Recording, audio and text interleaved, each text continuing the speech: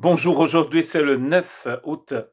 Je voudrais lire dans Proverbes chapitre 14, verset 34. La justice fait la grandeur d'une nation, mais le péché est le déshonneur des peuples.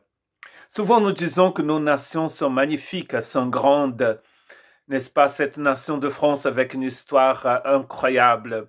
Mon pays d'origine aussi est celui de ma femme, la Grande-Bretagne, l'Angleterre. Tous ces pays ont des histoires incroyables, des choses bien et des choses moins bien, souvent des choses qui ne sont pas tout à fait bien et gentilles. Pour les Écritures, la grandeur d'une nation, c'est quand elle pratique la justice de Dieu. Et ce qui détruit une nation, c'est le péché.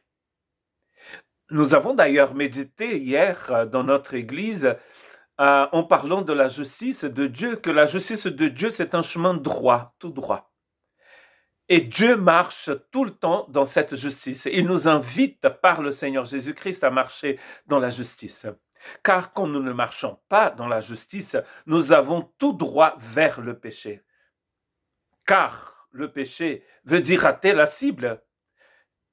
Et je crois de tout mon cœur que cette cible, c'est cette merveilleuse justice de Dieu. Ce qui fait la grandeur de ta vie, de la vie de ta famille, c'est la pratique de la justice de Dieu. Tout le reste n'est que néant et poussière. Nous passons, les gens forts, les héros meurent et deviennent poussière, mais ceux qui font la volonté du Seigneur demeurent pour toujours. Dans l'histoire du peuple d'Israël, nous allons voir des moments terribles quand ils ont complètement oublié le Seigneur. Ils sont allés vers des Baals, comme dans Juges chapitre 2, versets 11 à 23, que nous n'allons pas lire. Mais dans ce livre de Juges, nous voyons ce peuple sur la montagne et ensuite dans la vallée. Quand ils sont sur la montagne, spirituellement parlant, ils sont proches du Seigneur, ils adorent le Seigneur, donc c'est une génération, parfois deux générations. Ensuite, ils descendent dans la vallée, ils vont vers les Astartés, vers les Baals, et ils abandonnent complètement Dieu, et la malédiction tombe sur eux.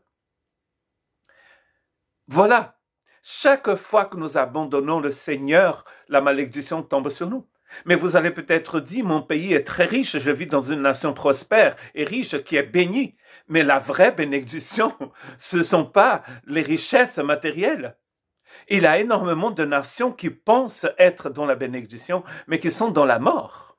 Romains chapitre 1, verset 28, c'est écrit « Comme ils n'ont pas jugé bon de connaître Dieu, Dieu les a livrés à leur intelligence déréglée, de sorte qu'ils commettent des actes indignes. » Donc, nous sommes en train ici de parler de Rome et de l'Empire romain et de toutes ces nations, ces personnes aussi qui sont prospères, qui pensent qu'ils vont de l'avant, mais en fait, ils sont déjà maudits. Le fait que Dieu laisse les gens dans leur péché, c'est un des pires jugements qu'il ait. Et donc, une nation qui ne connaît pas la justice de Dieu est une nation maudite. Chaque fois qu'il criait vers le Seigneur dans le livre de Juges, le Seigneur venait pour le délivrer.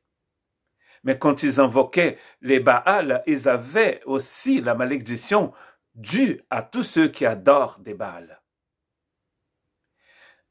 Dans Juges 17, 6, c'est écrit à cette époque-là, il n'y avait pas de roi en Israël. Chacun faisait ce qui lui semblait bon. Et ça, c'est notre plus grand problème. Nous faisons ce qui nous paraît bon. Bon pour qui? Bon pour nous. Mais il y a des chemins qui nous paraissent bons, mais leur fin, c'est la mort. Leur fin n'est pas magnifique. C'est le désespoir le plus total. Il n'y a pas de bonheur dans le mal et dans le péché. Seulement dans la justice de Dieu.